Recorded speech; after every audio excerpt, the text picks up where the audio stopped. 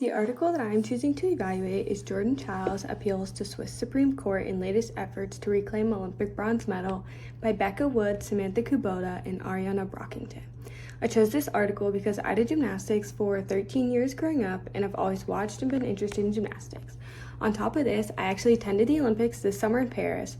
I was there on the day of competition when floor and beam finals took place, so I watched Jordan Childs perform her floor routine and receive the bronze medal.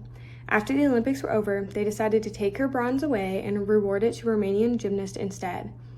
My opinion is that the person who receives the bronze medal at the Olympics should get to keep it. However, if there are too many issues, like in this case, then both Olympians should receive a bronze medal, just like they do for a tie. However, my views are definitely biased because I have been cheering for the USA gymnastics team since I was little. I went to the Olympics specifically to cheer for Team USA.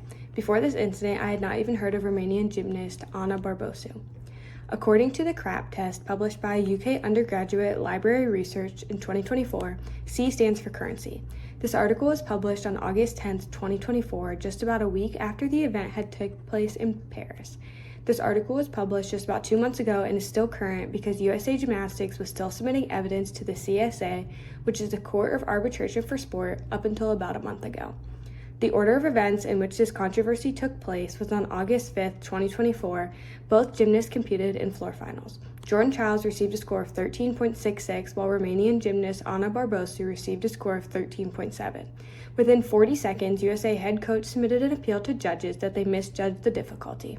The judges then added 1/10 to Jordan Child's score, raising it to 13.77, putting her above Barbosu in receiving the bronze medal.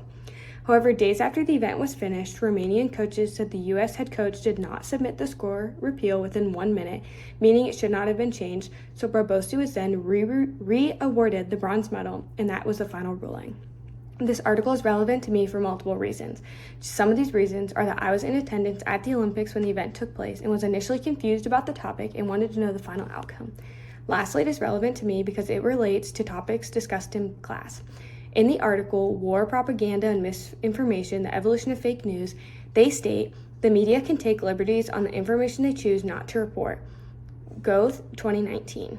We spoke about propaganda in class, and this piece did indeed take liberty on what they chose to report, such as only illuminating the U.S. gymnastics statements and feelings rather than every gymnast involved, as well as deep diving into possible advantages from the Romanian side, but not American. The third aspect of the CRAP test is accuracy. Although it is technically an opinion piece, all aspects of this article are proven to be true by many other sources. On the other hand, many of the statements were stretched to favor the author's feelings and could be up for debate. This is seen when the authors attack the Russian stance by digging up information on the CAS such that one of the members used to work on a council from Romania. However, throughout this article, they used facts from USA gymnasts themselves and even statements from Jordan Childs and other teammates firsthand, keeping it as accurate as possible. The article is very informative, especially on the people involved feelings on the matter, such as Jordan Childs and teammates, but I never previously had heard of any of these authors. Turns out all three authors are part of USA Today's digital marketing, Kubota even being a senior group leader of her department based in Los Angeles. All three authors have previous experience writing a plethora of articles. All three authors have in common that they tend to report on current issues involving celebrities and TV. There are hundreds of articles written by all these authors found online on muckrack.com that state all three of these ladies are verified reporters proving they have authority. Lastly, the purpose of this article was to inform the target audience of those interested in women's gymnastics during the Olympics what the final result of the bronze medal was. This article is very clear that Jordan Childs did not end up receiving a medal in the end, but Ana Barbosu from Romania did instead. Although there are some clear biases, the authors back their information up with other sources and even first-hand quotes from U.S. gymnasts themselves. They don't clearly recognize other viewpoints, but rather expand on just this one. One of the first forms of bias found in my article is the bias of sensationalism/emotionalism. They often exaggerate words throughout the piece to make it seem much more dramatic, almost like a career-ending decision. In the article, they make statements such as stripped away from her hands rather than saying the medal was repealed. A second bias found in the article, 16 Types of Media Bias and How to Spot Them, from allsides.com, is slant. This is used in the article because it illuminates Jordan Child's side of the story rather than thoroughly explaining the Romanian side and everything those gymnasts and coaches had also gone through. Lastly, a third bias I noticed on my own was the fact that this article is from USA Today, meaning it is U.S. writers doing this piece. Since they are from the U.S., they are much more likely to agree with the U.S. stance rather than the Romanian one.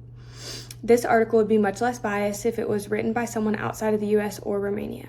USA Today was founded by Al Neyharth, but is now owned by the company Gannett Co. Incorporated. The editor-in-chief is currently Karen Bohan. Bohan was previously a longtime newsroom leader and had been part of the company for 6 years before being promoted to editor-in-chief.